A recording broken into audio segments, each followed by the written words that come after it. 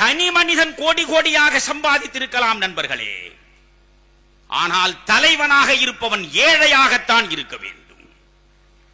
இதை முதலில் நீங்கள் புரிந்து கொள்ள வேண்டும். ஏழையாக இருப்பவன் எவனோ அவனைத்தான் நீங்கள் தலைவனாக தேர்ந்தெடுக்க வேண்டும்.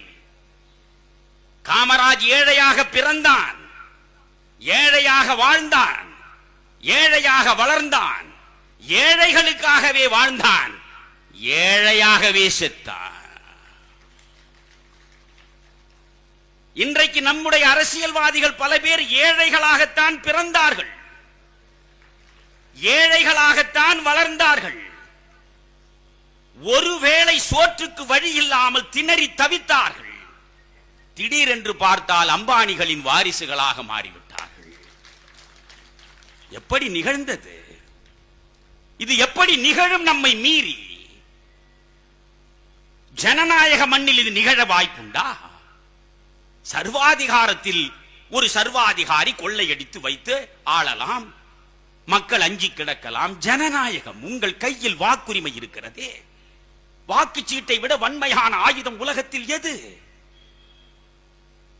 யோசியுங்கள். நம்முடைய கண் முன்னாலே ஒரு சின்ன தேநீர் கடை வைத்திருக்கிறான், ஒரு சின்ன தேநீர் கடை வைத்திருக்கிறான். அவனே தேநீர் போடுகிறான், நாம் கண்ணால் பார்க்கிறோம். எப்படியோ அவனுக்கு ஒரு சட்டமன்றத்தில் நிற்கக்கூடிய வாய்ப்பு கிடைக்கிறது, அவன் வெற்றி பெற்று விடுகிறான். அவனுக்கு தானே நீங்கள் வாக்களிப்பீர்கள். நீங்கள் என்ன நினைக்கிறீர்கள்? பாமரர்களின் தோழன், பரம ஏழைக்கு நண்பன், தேநீர் தயாரிப்பவனை வேட்பாளராக நிறுத்தி இருக்கிற நல்ல கட்சி அடாது, நல்ல தலைமை அடாது.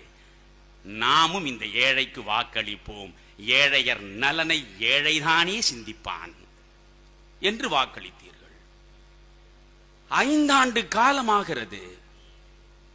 தேநீர் கடை வைத்தவன் தேயிலை தோட்டத்துக்கே சொந்தமாகி விடுகிறானே.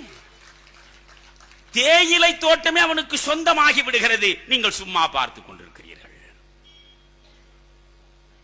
அப்படி என்றால் ஒரு தேநீர் கடை வைத்தவன் தேயிலை தோட்டத்திற்கு அதிபராவதை இந்த சமூகம் மௌனமாக பார்க்கிற பொழுது இன்னும் 10 தேநீர் கடைக்காரன் புறப்படுவான் தேயிலை தோட்டம் வாங்குவதற்கு.